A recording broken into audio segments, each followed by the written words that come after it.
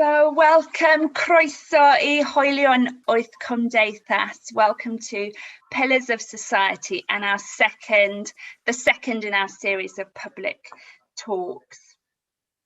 So a little bit of housekeeping. If you could stay muted, that would be great. You can turn off your camera if you like, get comfy, come and go if you need to, it's fine. If you're cooking dinner, go ahead. We will be recording and transcribing the event tonight, so if you miss anything, you can catch up with it. This project is about well-being as much as it is about anything else, so take care of yourselves and have a look away from your screen every half an hour or so. I'll try and remind you to do that. I'm not very good at doing that either. Fy enw I ydy Emily Laurel. My name is Emily Laurel. I am the Community Art Coordinator at Oriel Martin Gallery. So the gallery is closed at the moment, but we have a lot of things happening. So if you follow us on social media, you can see some of the brilliant projects that we have. And if you've got children at home for half term, we've got a YouTube channel with lots of children's activities on.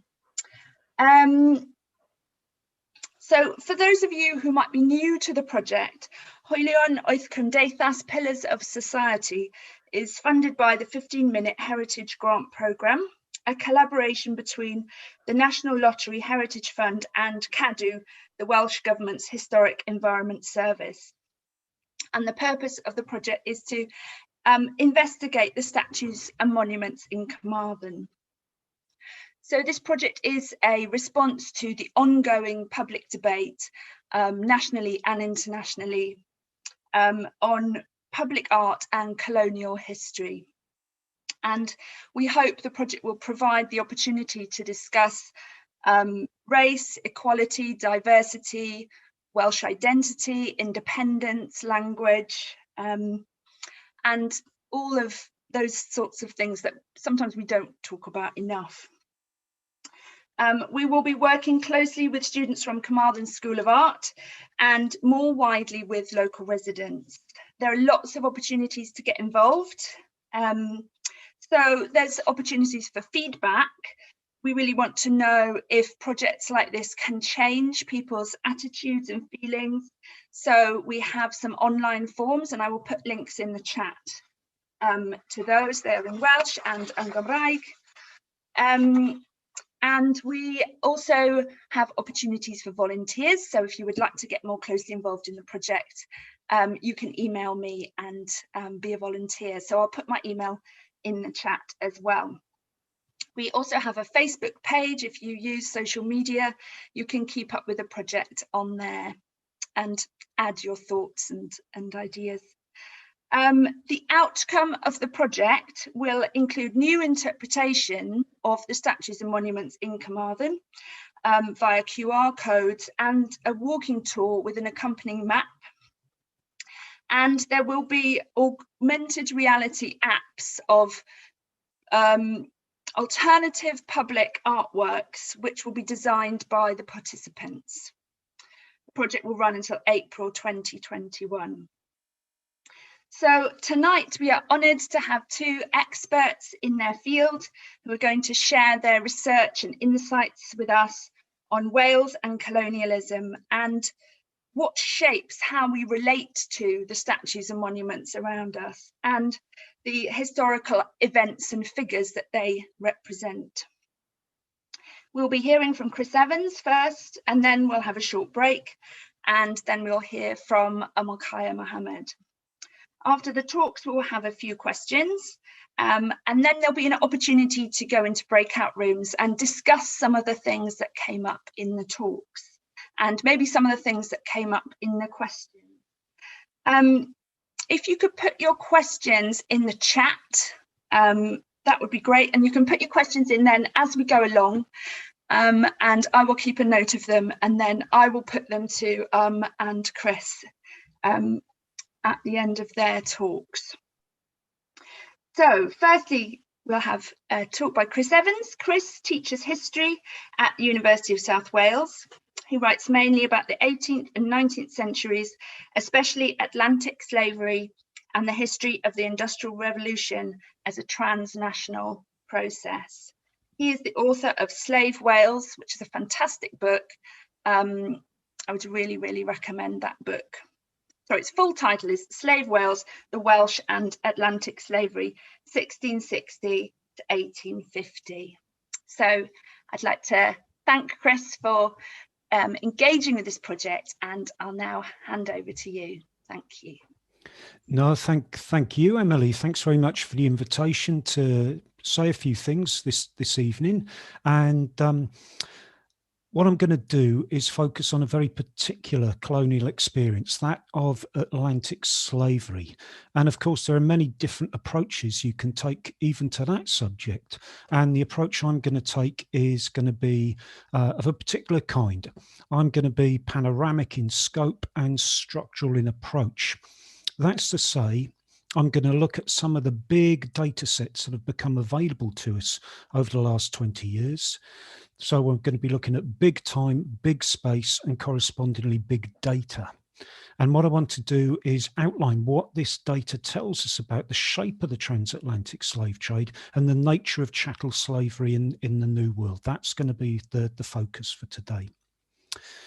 From there, I want to move on to talk about Britain and the character of British slaveholding, and probably take the opportunity there to make some short observations about where Wales sits within that broader British imperial context. Then I want to pick up some historiographical developments in continental Europe. And these are important because they suggest that the impact of Atlantic slavery was felt throughout Europe.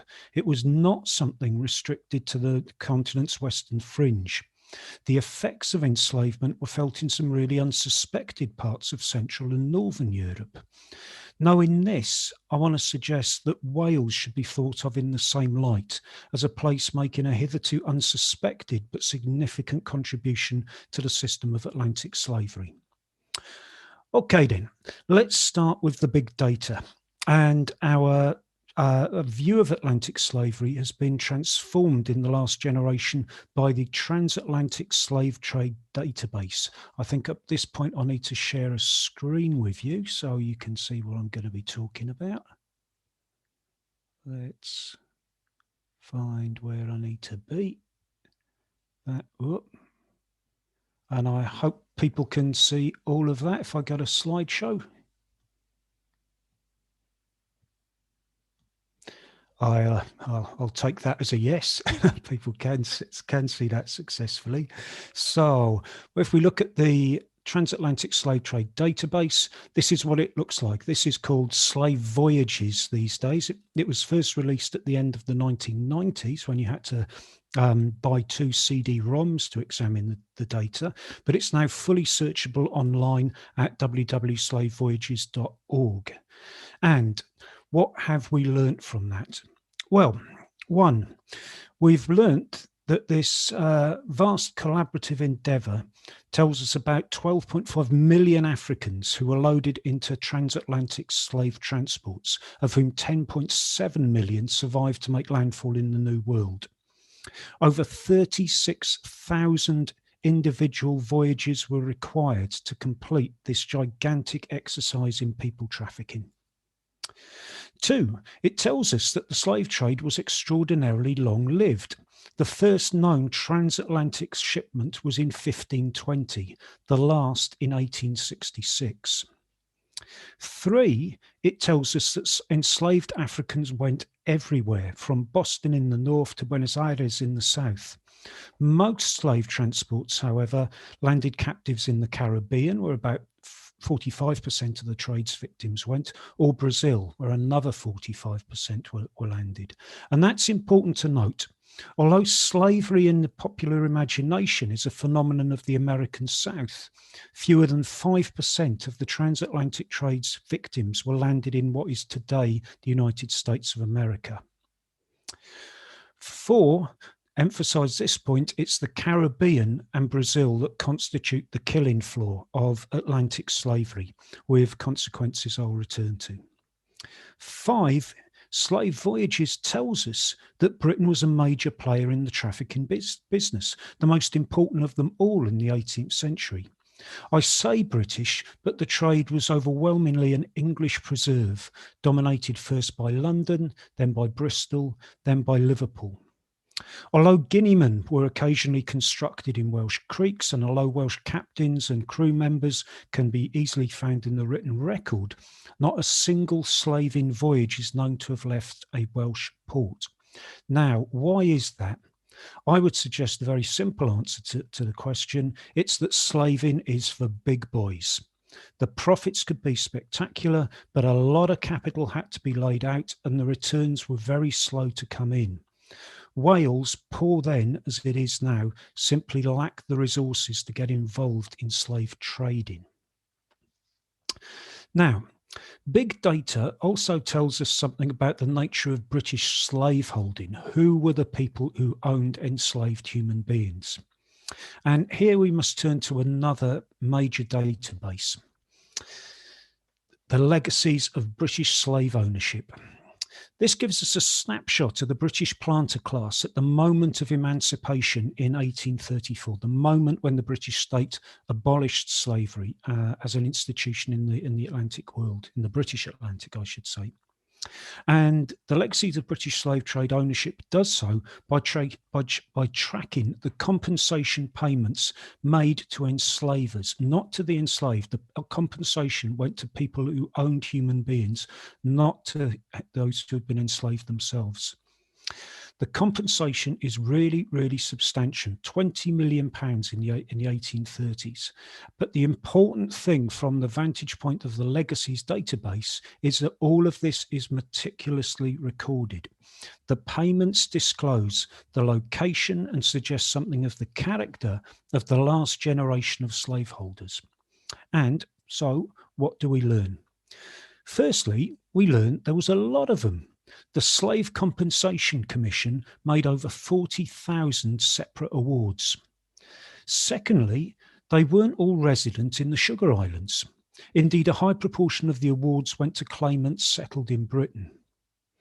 Thirdly, these findings taken together, these findings overthrow the dominant view at the time that the planter class was somehow aberrant, a set of people who were remote spatially and remote temperamentally from the liberal constitutional norms that supposedly governed British life. The Legacies of British Slave Ownership project tells us that planters were not the tropical tyrants of caricature. They were numerous and they lived next door, literally lived next door if you lived in Bloomsbury or Marylebone, or if you spent time in resort towns like Harrogate and Cheltenham. Fourthly, they didn't live in Wales, not on the whole anyway. Some were to be found in the Wye Valley and some in Flintshire, the hinterlands of Bristol and Liverpool respectively. But Wales more widely held few attractions for the planter class. Why is that?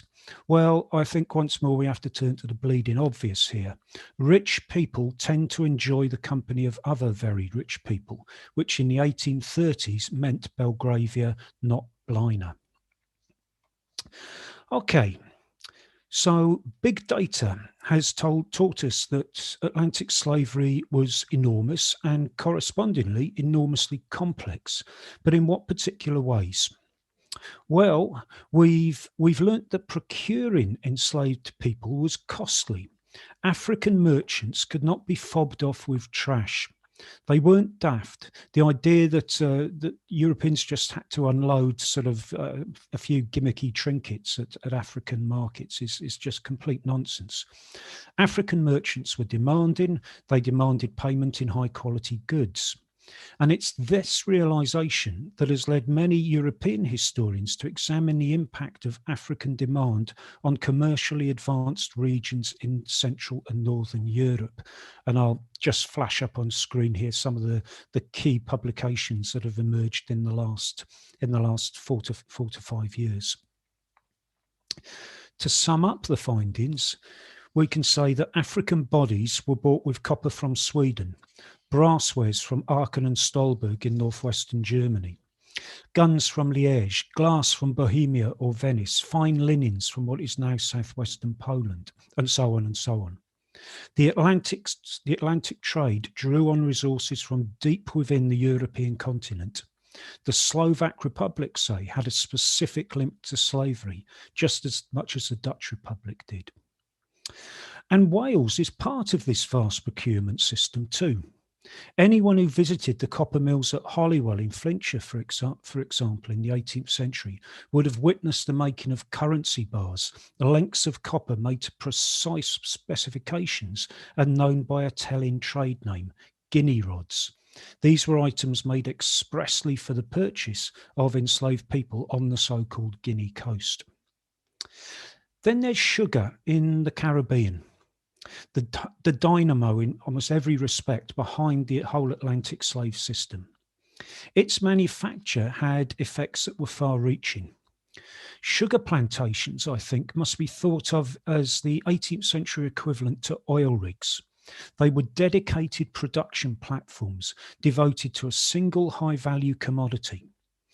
Everything else needed to sustain production and human life had to be bought in from outside. And that meant the industrial kit, boilers from copper smelted in Slovakia or in the 18th century from Swansea. The food, which might be cod from the Grand Banks of Newfoundland or barreled beef exported from Cork in Munster. And it would be clothing as well, industrial workwear or prison uniforms, whichever way you want to look at it. And it's here with clothing that Wales comes into the picture. In the 18th century, Mid-Wales was one of the major producers of a sort of coarse woolen fabric known locally as Welsh plains, something that was marketed in the New World as under a different name as Negro cloth, and for very obvious reasons, because it was destined to be made into workwear for enslaved people of African descent. There was a massive market in the Caribbean for industrial workwear, as contemporaries recognise, and a great deal of it made from Welsh woolens. Let's just quote one contemporary here. Here we have one of the earliest historians of the West Indies, Brian Edwards, a sugar planter himself, who has this to say: "Who would believe that woolens constitute an article of great consumption in the torrid zone? Such, however, is the fact." And it was indeed the case. And one of the great areas of supply for woolen workwear in the West Indies was Mid-Wales, an area spanning southern Merionethshire and western Montgomeryshire. And this was well recognised by contemporaries. Let's take another witness here. Here we have the writer Thomas Pennant writing in his A Tour of Wales, published in the time of the American Revolution. And he's quite explicit about what the Mid-Wales woolen industry is for. Well, how do we understand that? I think we have to understand it as an example of an impoverished rural workforce, a rural population turning to woolen manufacture as a way of augmenting the meagre returns from agriculture. As such, it's a classic example of rural industry, or proto-industrialization, to use the term that many modern historians like. It's a phenomenon in which urban merchants put out materials to underemployed workers in the countryside, workers who could toil within the confines of their own dwellings using relatively simple and inexpensive tools. Characteristically, and this is very much the case in Mid-Wales, these products are exported to distant markets. And it's something that kept Mid-Wales economically afloat. Indeed, it powers a surge in population in the late 18th and early 19th century. It's really sustaining a very substantial rural population, catering for this enslaved market. However, it's an unstable business as well. If demand collapses, Welsh spinners and weavers would be left badly exposed. And that's precisely what happens in the 1830s, when emancipation in the British Caribbean and tariff protection in the American Republic closed off the historic markets for coarse woolen fabrics from Wales. The rural woolen industry collapsed, outmigration and demographic decline followed. And indeed, it's worth pointing out at this point that Montgomeryshire, despite considerable population growth in recent decades, still has fewer inhabitants today than it did in the 1830s, indeed fewer than it had in 1801 at the time of the first census. What implications does this have for Welsh history? Well, in some respects, I'm ill qualified to answer this because I'm not really a specialist in Welsh history, but I think one thing does very much suggest itself. The region where so-called Negro cloth was produced in the 18th century coincides exactly with the region that mid-20th century geographers and anthropologists identified as the heartland of authentic Welshness. Authentic because of its rootedness in unchanging rustic culture, and long protected in its authenticity because of its seclusion, because isolation had rendered it resistant to the inroads of modernity. And that's important because this vision of Welshness was closely associated with the foundation of the National Folk Museum, as the National Museum of Wales site at St Fagans used to be known, in the 1940s. St Fagans encapsulates at the moment of its foundation what these people imagined that sort of pristine Welsh rustic culture was. The proponents of that brand of cultural nationalism could not, however, it seems to me, have chosen worse ground on which to fight. Viewed from an Atlantic colonial vantage point, Mid Wales was not the seat of some sort of pristine Welshness, still holding out against Anglicisation and vulgar mass culture. It was, on the contrary, a de-industrialised wasteland, a landscape that had once been an integral part of the slave Atlantic. Its history, therefore, is not one of deep cultural continuity. It's one of switchback convulsions brought about by being harnessed to Atlantic slavery. And that's a lesson we might want to dwell upon. Atlantic slavery was not something detached from Wales. The effects of slavery are in fact etched into some of Wales's most treasured landscapes. Thank you very much.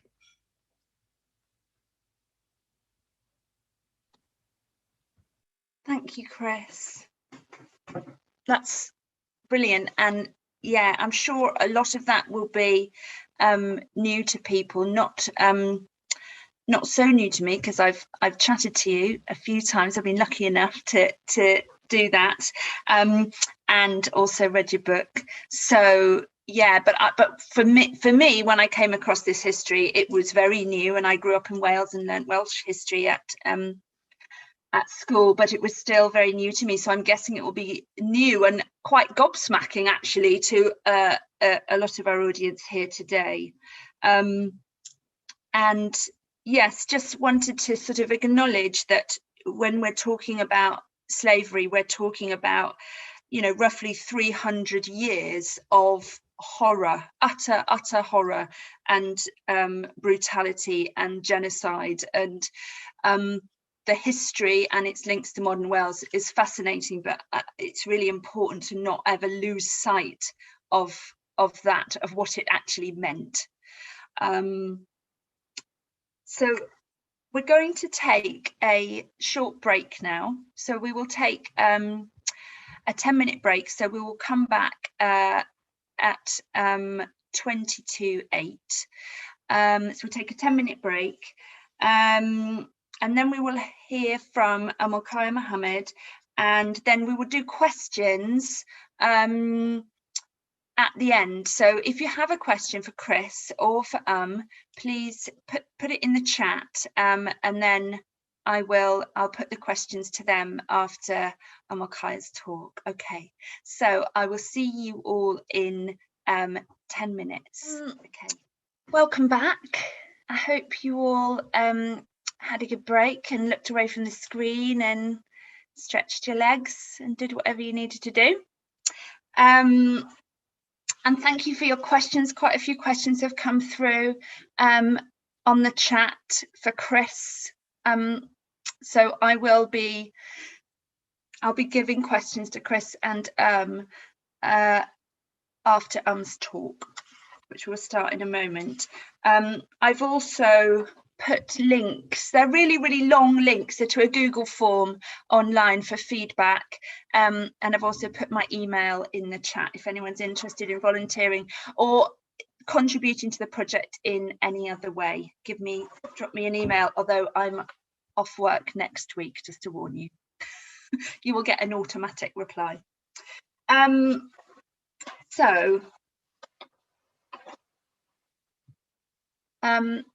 can't see Umulkhayr. I assume that she's back from break. I'm getting a thumbs up from Chris, just checking. Umulkhayr Mohamed is a Welsh Somali artist, writer and curator. She is currently working at National Museums Wales, and she is the curation lead of Late's Pitch Black, which is a project really worth checking out, doing some amazing stuff there. Her poetry has featured in Where I'm Coming From's anthology. So Where I'm Coming From is an amazing spoken word night in Cardiff. Obviously hasn't been on for the last year or so. So Umulkhayr, I will hand over to you. Thank you. Thanks. Hi everyone. So I'll get started, I guess. As we edge closer to almost a year of public discourse calling injustice and oppression by their first names out loud for the first time in a while, I notice that in this country, this discourse has been fueled, for better or for worse, by a focus on the metal men that take up space in our town squares and city centres, lifted from ground level so as to signify some sense of earned respect. So it is for this reason I wanted for this talk of mine to shift the focus slightly from those men to our relationship with their monuments and historical and contemporary narratives connected to them, as I believe how and why we should move forward with these conversations is linked with these relationships. I want to start by reflecting on our personal relationships with history more broadly. And while I'm not claiming to know exactly what those relationships look like for all of you, I do believe that there are probably some overlaps with my relationship with history that I can share. I grew up believing that history was this thing that happened to a small number of important or powerful people, or a large number of unnamed ordinary people, one event at a time in an easily explainable way. When you're a child, you learn rhymes to remember the fate of some bygone king's wives before you even reach double digits. Divorced, beheaded, died, divorced, beheaded, survived. Most, if not all, schools in this country take a linear, neatly categorized approach to teaching history, perhaps as some hangover from a Victorian conception of what state schooling should look like. History is taught in a way that centers humans above all other life. This anthropocentrism means that we paint ourselves as always moving forward, progressing, conquering. There is a focus on what we have achieved, not what was lost, sacrificed, or surrendered to get it. You find those details in the footnotes, if at all. There is a characteristic comfortability in discussing the misdeeds of other nations, as the GCSE history curriculum sets aside months to delve into the history of Nazi Germany and apartheid South Africa, while there is not so much as a minute given to explain how we would have to look at what the British Army were doing in South Africa during the Boer War if we were looking for the first instance of concentration camps being used. What is left unsaid reveals what some deem unimportant or uncomfortable, perhaps both. The interconnections and overlaps are never shared with you, so you place these related moments and movements in history in different boxes in your head, stored away to perhaps win you a point or two in a pub quiz some years later, serving no other relevance in your adult life. And when we leave school, we meet history in one of two ways, in celebration and in remembrance. In celebrating, a predetermined selection of historical days and moments are marked by a sense of jubilation, public money is spent to make sure these moments remain notable for generations to come. If you scratch away the surface level celebratory tones of these days, you find an underpainting that shows us that we should be grateful both to those days and moments, but also to those who maintain these memories for us. We meet history again in the form of remembrance, the connotation here being that we should bow our heads in silence out of respect to those who came before us, as if it is impossible to acknowledge both their sacrifices respectfully while also critiquing the ways in which their stories are being told. This being no happy accident, and instead being a carefully crafted way. This being no happy accident, and instead being carefully crafted in a way that has been made to ensure the sadness surrounding these sacrifices never turn to anger, however righteous. The parameters of this remembrance ritual are clear, with no room to even suggest that we should grow and change without being met with ridicule and being told that you are being disrespectful. Perhaps it is not fitting to describe this as our personal relationship with history at all. When you consider what has shaped this relationship has very little to do with who we are as individuals, and has instead been shaped for us by distant others. Regardless, it's all we have. It's the only ways we have been taught to relate. So how is this reflected in the way that we are engaging with contemporary discourse and conversations around memorialization? I think it shows up in a couple of ways.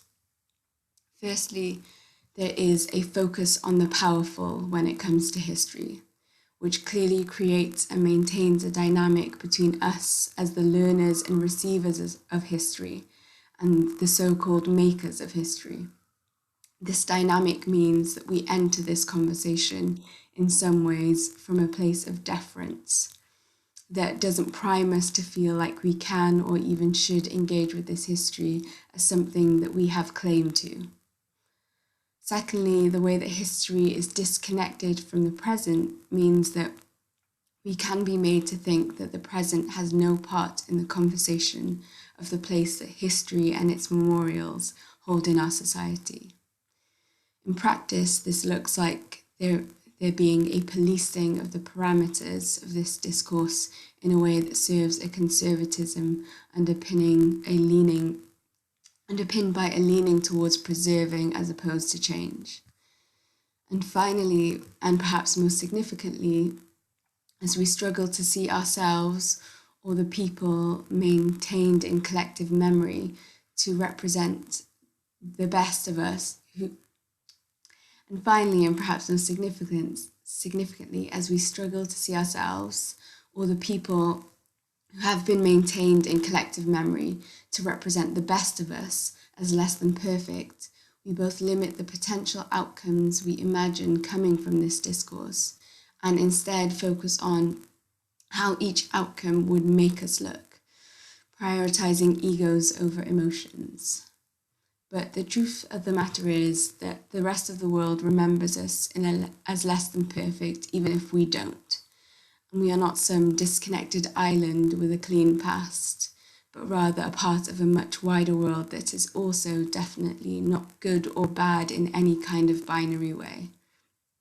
And it's about time that these truths started filtering into how we remember ourselves and others.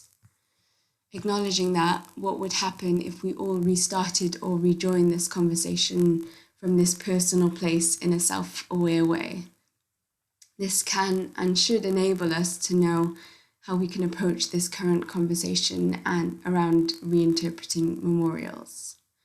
Ask yourself, what is at stake for you personally within this conversation?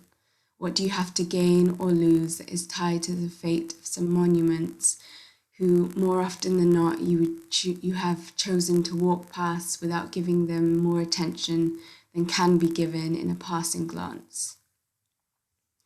I can share what's in stake for me if we keep things just the way that they are. To start from the personal place that I'm asking you to just start from. Among other things, a continuation of an ongoing disenfranchisement and disempowering of myself and my communities, yet another microaggression, or as I've started to describe them to myself, another small everyday violence that I am expected not to react to, and a fortified one at that, one that public money is spent to create and maintain. And continuing to live in a society that feels almost hell-bent on ignoring the hurt that it causes to those who are still expected to contribute to it, myself being among those. Perhaps you hear that and think that I have willingly tied my sense of safety to some otherwise inconsequential monument, and that I should put some distance between myself and these monuments, if for nothing else, in search of some peace of mind. If this rings true for you, I ask this question in return. What does this distance achieve? What agenda does it serve? And who is more capable of maintaining it? Ultimately, remaining distant is actually a deeply unfeeling approach to take, and one that is unfair to expect of people who are still experiencing the same oppression that many of these figures enacted in the past. In my sharing of what is at stake for me, I'm sharing the position from which I'm entering this conversation. And while it is unhelpful to assume what my stance is from this, as doing so would require you to take away both space and time from me to express this for myself, it is helpful to share this, I feel, as it allows for you to better understand my stance when I express it, so as to hopefully avoid responses that lead us down a path of disagreeing about who is right, while never acknowledging that what is right is clearly a subjective thing, and therefore maybe it would be more helpful if we discussed the impact of different decisions instead. I'm also sharing this to share how my personal experiences interface with the historical, partially in what I am saying, but also in the calm tone that I choose to express this in. In so much as much of this discourse around memorialization is tied up with what is on display, the feeling of being on display is something that I am wholly accustomed to, looking the way that I do.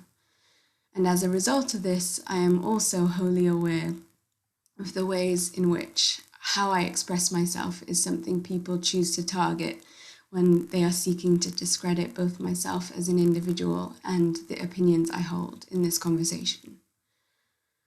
So, in moments like these, I choose to police myself before I give you the chance to. How is this related to the historical? Can be summed up in two linked concepts: respectability politics and colonial entanglement. Respectability politics being a set of beliefs holding that conformity to a prescribed mainstream standard of appearance and behaviour will protect a person from a marginalised group, for example, a Black person, from the prejudices and systematic injustices that they would face otherwise. And colonial entanglement describing the whole ordering of society, culture, and identity that has come about from the colonial encounter.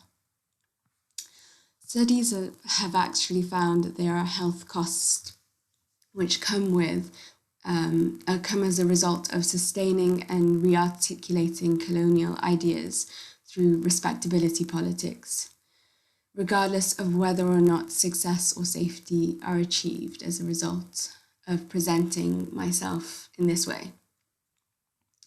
All the while, those who are benefiting from this politics are in no way motivated to acknowledge, let alone critique, the clearly harmful results of this.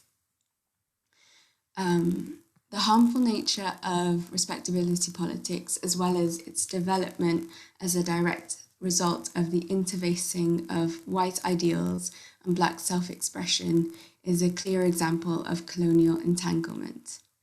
And understanding the ways in which colonial ideology has provided the conditions for respectability politics to form and take hold is something I think we should pay close attention to, as it allows us to map clearly how the colonial mindset, which includes belief around racial degradancy, have over time morphed into 21st century beliefs around how the world should look, a legacy and a continuation of a cultural dominance that started with colonialism and that has yet to fully end.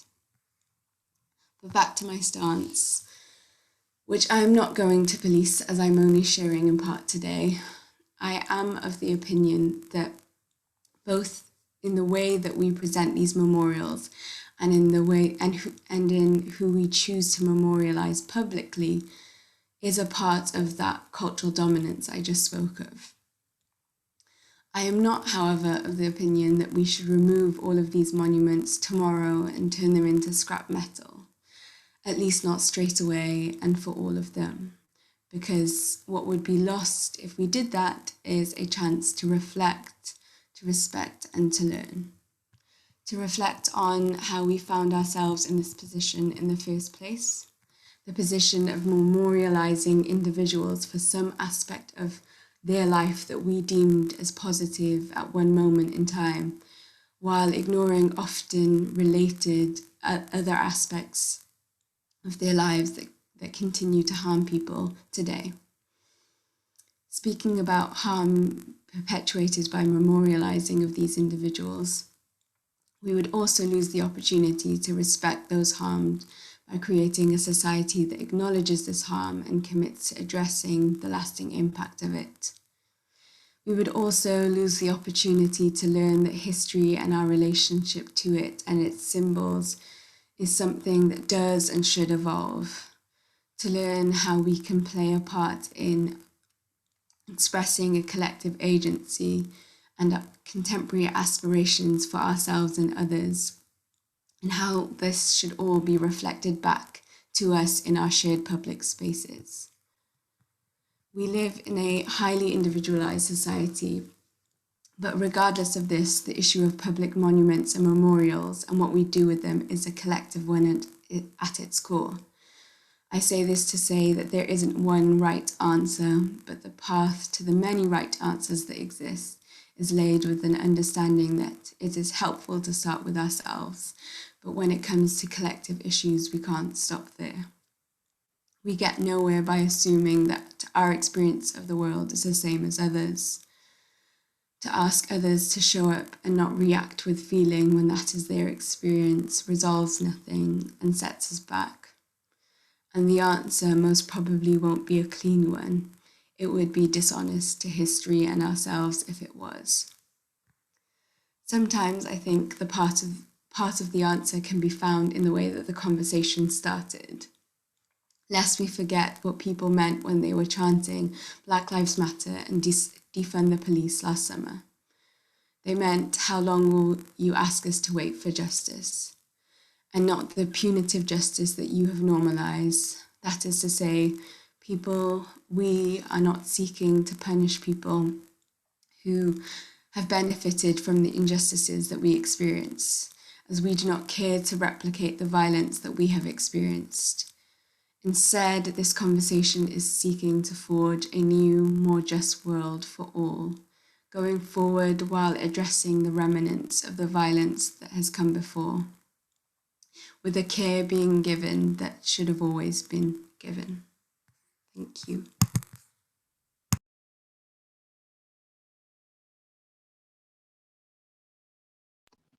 Thank you.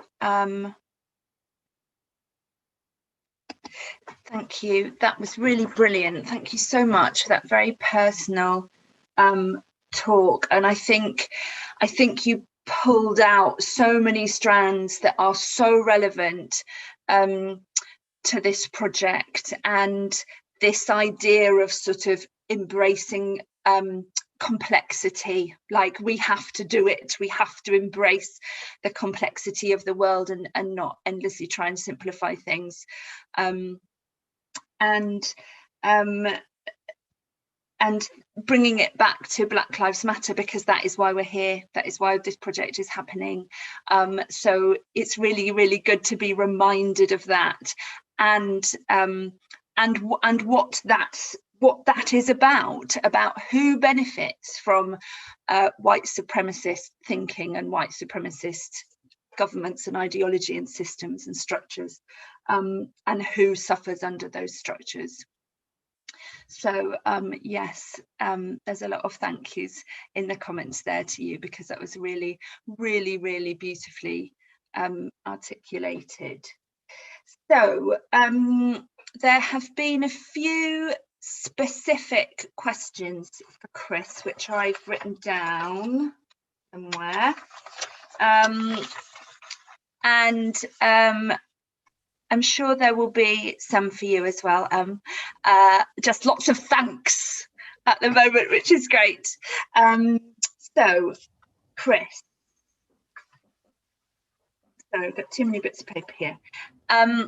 Can I just put some, I didn't write the names down of who asked these questions, but somebody asked. I can find out if you want me to let you know. I can put them in the messages if you want. I think that's okay, Chris. I think that's fine, but thank you for offering. So somebody asked if there was a link between or if copper and bronze from Swansea, which has this very long history of copper production, if that was exchanged for slaves in West Africa. I know there's a link. Yeah, there is, and the answer is yes, on a very extensive scale. Copper is relatively rarely found in West Africa. It's a prestige article. You've only got to look at the Benin bronzes, for instance, although they're actually brass. That indicates the value attached to copper, and therefore copper is widely used as a currency. The Swansea Copper Works in the 18th and 19th century make large quantities of so-called manillas, kind of horseshoe type copper or copper alloy articles, and they're exported to a very great extent to West Africa in particular.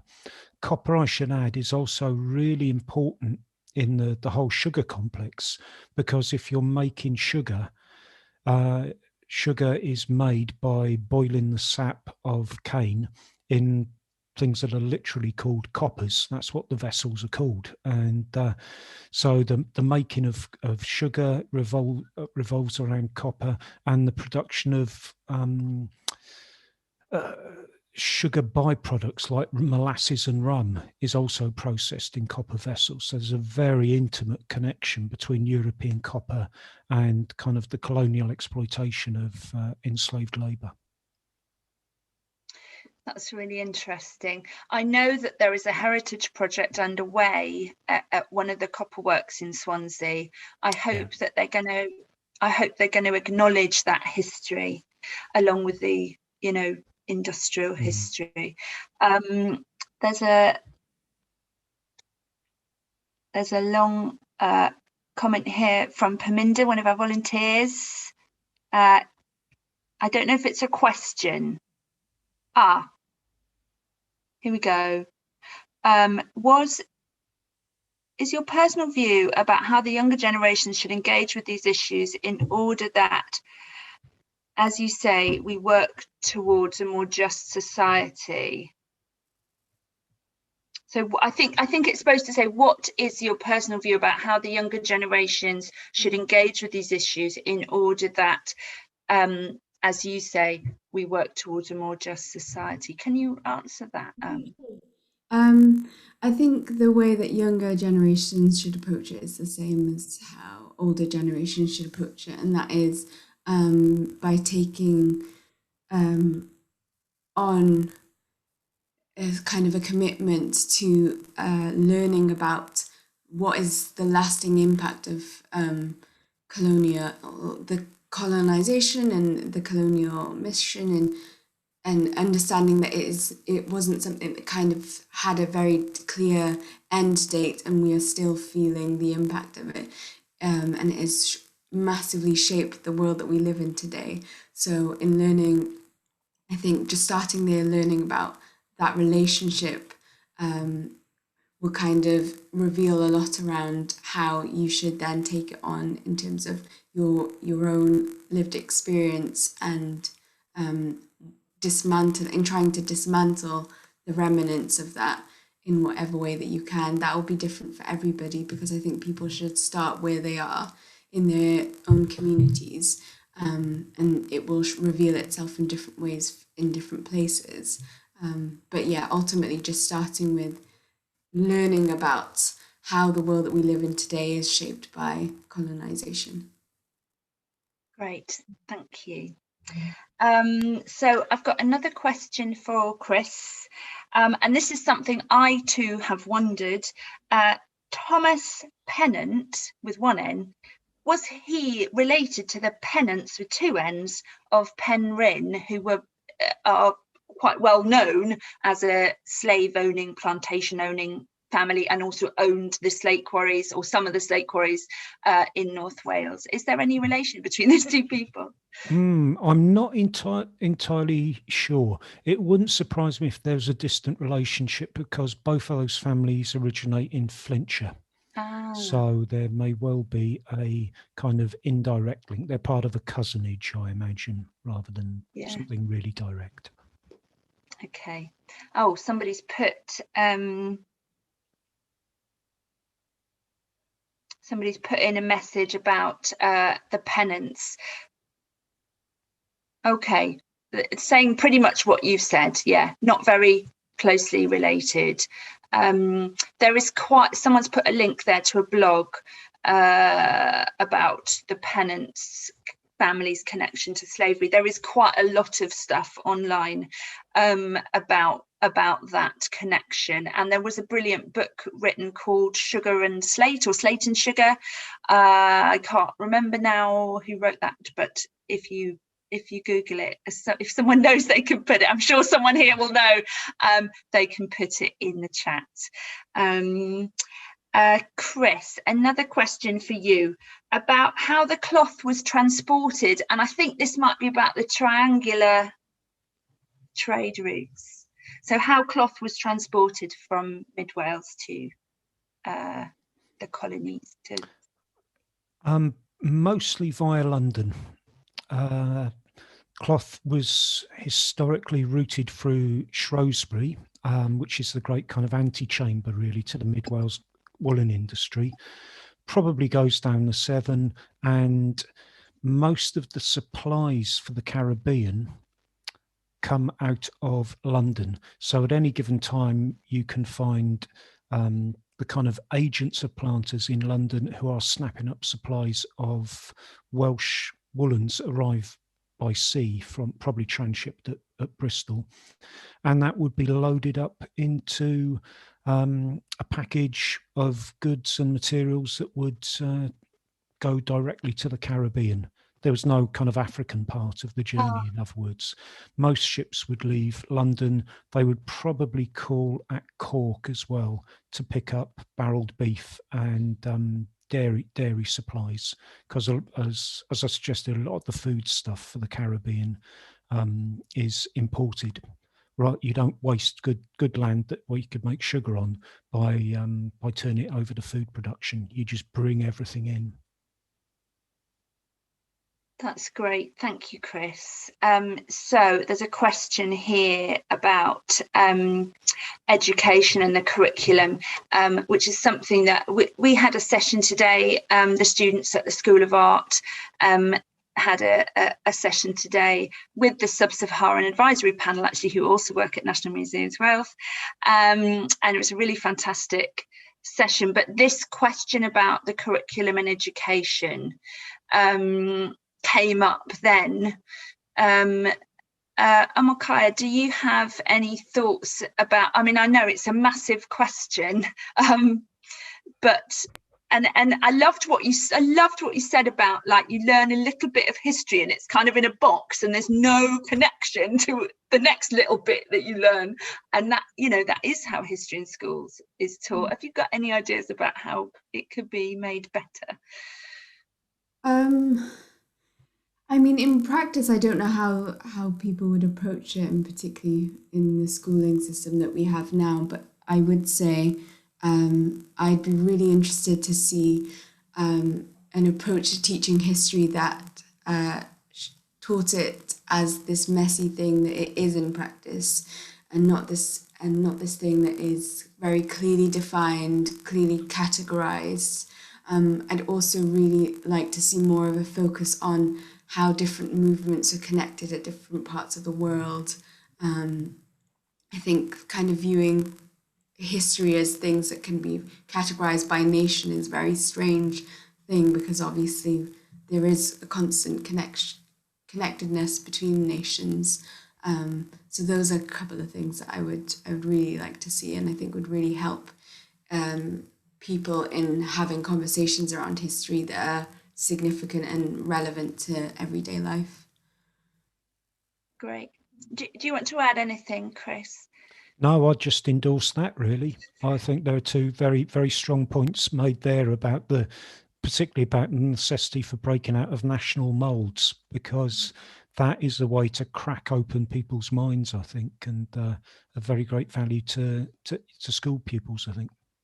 Yes, and although we're taught very much in this kind of nation state way in history, actually the world doesn't work like that, and it hasn't worked like that for a long time. You know, you talk a lot about this kind of transnational phenomenon, Chris, you know, and we hear a lot about, you know, multinational corporations as kind of, you know, running the world to a certain degree, or certainly having as much power as some national governments. So there's a question here for you, Chris, and I think this is a really, really interesting question. How much do you think the wool/copper makers were aware of where their products were going? Yeah. And the question there is, there's a broader question, isn't there, of like how much did people know about slavery? Yeah. Well, I don't think people were ignorant about this, even though they lived in, you know, rural fastnesses. The fact of the matter is they knew it was for somewhere distant. And over the course of the 18th century, the way in which that cloth leaves Wales changes. And the traditional route was via Bristol or London. But by the end of the 18th century, the cloth, instead of being wholesaled by the Drapers Company in Shrewsbury, is being bought up directly by agents for Liverpool merchants. So there's a very clear connection there with what at the time was the world's most important for enslaving people in the Atlantic world. So I think there must have been an awareness there of what the destiny of these goods was. Yeah, I think there's an urge, isn't there, to absolve those people from, you know, guilt, and I sort of feel that desire as well. But yeah, from my understanding is that most people in the UK did know about slavery, and that the abolitionist movement grew out of that, but that these things were commonly known, they were common knowledge. So Lisa, another one of our volunteers, has put a link in the chat to a petition that the Senedd is considering, if anybody wants to check that out. And I believe that's about decolonising the curriculum. So there's just one more question, unless if anyone's got a burning question, now's your moment to put it in the chat. There's one question here. It's quite a broad question, Chris. I don't know if you're going to be able to answer it, but it's what proportion of wool went to the Caribbean to clothe slaves, and what went to the domestic market? I guess that changed over time. But can you answer that at all?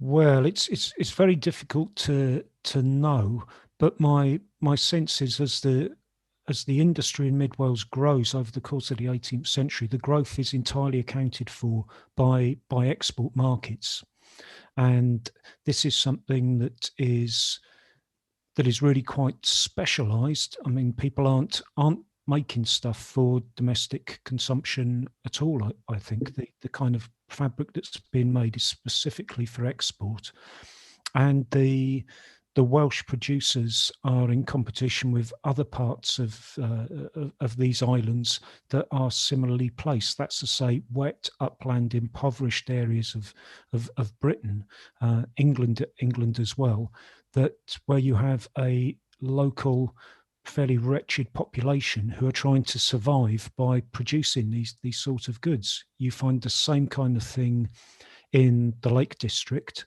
where they produce a thing called Kendal cottons, with they're woolens as well, and you find a similar kind of thing in the South Pennines in the West Riding of Yorkshire, called a fabric called Penistons, after that really huge upland parish of that name.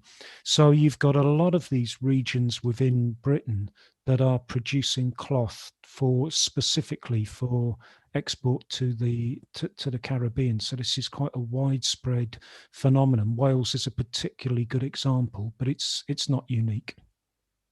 Yeah, great. That's great. There's a lovely comment here about the fact that these statues that we're talking about are made out of bronze, which is a combination of copper and tin. And you know, there's a lot in that, isn't there? That lot of links and connections. So what I think we'll do now is have a short break, just a 5-minute break, and I'm going to put you all in breakout rooms. If you don't want to stay for the breakout room discussion, that's fine, but if you do, we will have a conversation. And I think what I would say, you can talk about anything in your breakout room, but I would suggest that we talk about talked about what's at stake for you personally if things are changed or not changed with regard to statues and monuments. And I think that could be a really interesting starting point for discussion. I was thinking about your personal links to colonialism. What are your personal links to colonialism and the structures that colonialism has left behind, like international trade? So if you consume a lot of sugar, that's a big link to colonialism. So, you know, thinking about your links to colonialism in sort of really broad ways, and then that question of what's at stake. And then maybe you could also talk about how you might like to research your links to colonialism, because Chris talked about those databases. And somebody also put in the chat a link to a talk that National Library of Wales did that I went to about transatlantic slavery, which was fantastic. And it was recorded and it's on their Facebook page. And that was really about how to use these big, massive databases to do research. And yeah, it was really, really interesting. So yeah, if you're interested in this subject, I would have a look at that.